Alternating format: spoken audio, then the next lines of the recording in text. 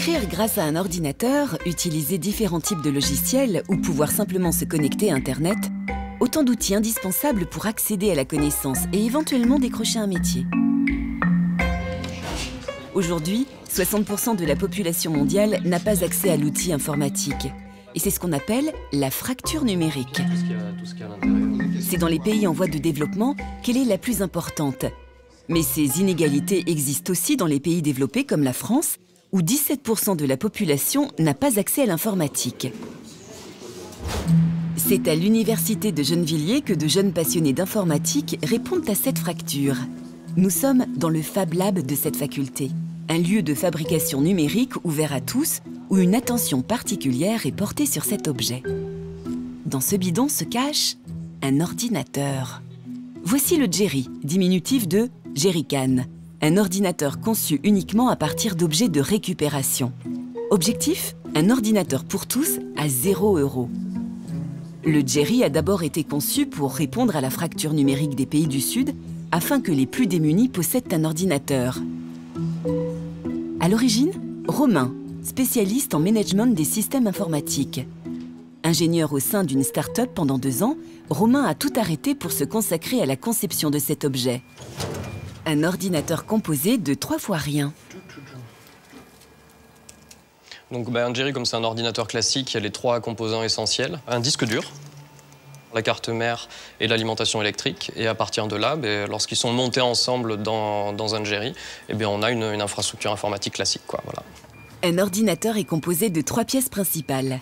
Une carte mère qui est le support de tous les composants électroniques et qui contient entre autres le microprocesseur, véritable cerveau de l'ordinateur. Le disque dur, c'est la mémoire où l'on stocke tous les fichiers et données numériques. Évidemment, une alimentation électrique permet de mettre sous tension la machine. Voilà les 3 principaux éléments qui constituent un ordinateur.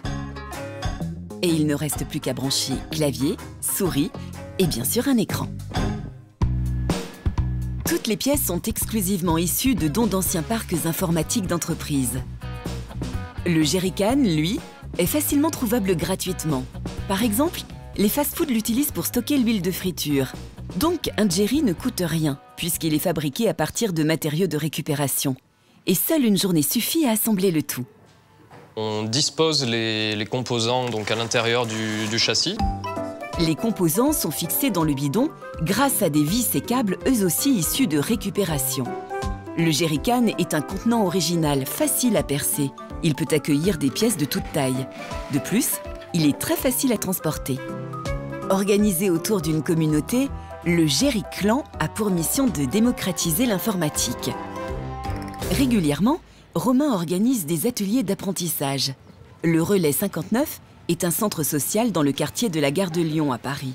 Et c'est dans ce genre d'endroit que le Jerry trouve sa place pour lutter contre la fracture numérique. Bonjour à tous.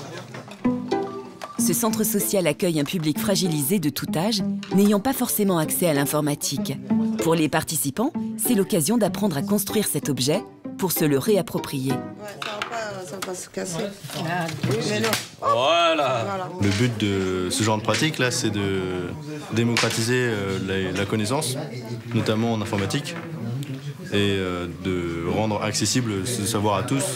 Ça permet de démystifier l'aspect magique de l'ordinateur sous une forme ludique et voilà. Chacun ici décore le Jerry à son goût, une manière de le personnaliser, mais surtout un moyen pour ses participants, souvent en difficulté, de tisser un lien social.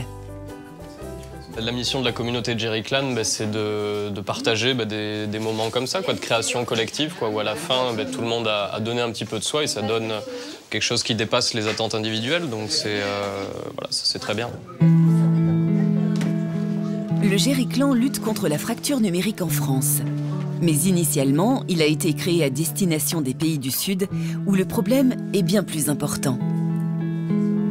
Ces ordinateurs-là classiques sont pensés dans les pays du Nord, mais ne tiennent pas du tout compte des contraintes thermiques, de poussière de pays du Sud, alors que Jerry a été pensé en tenant compte de ces utilisateurs-là.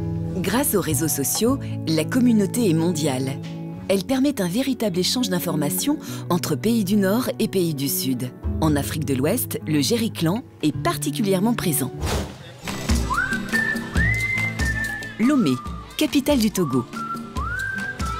Edem, 27 ans, est étudiant en biologie.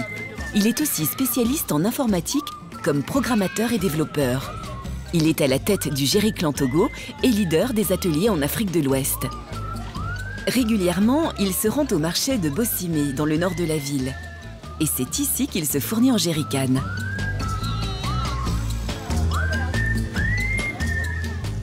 Ici au Togo, il est évidemment facile de trouver des bidons parce que dans la vie quotidienne, nous en utilisons beaucoup. Le jerrycan, objet que les Togolais utilisent pour l'essence, l'huile, l'eau, pot de fleurs ou poubelle. Son prix, seulement 75 centimes d'euros. Et détourner cet objet en ordinateur est une évidence pour Edem.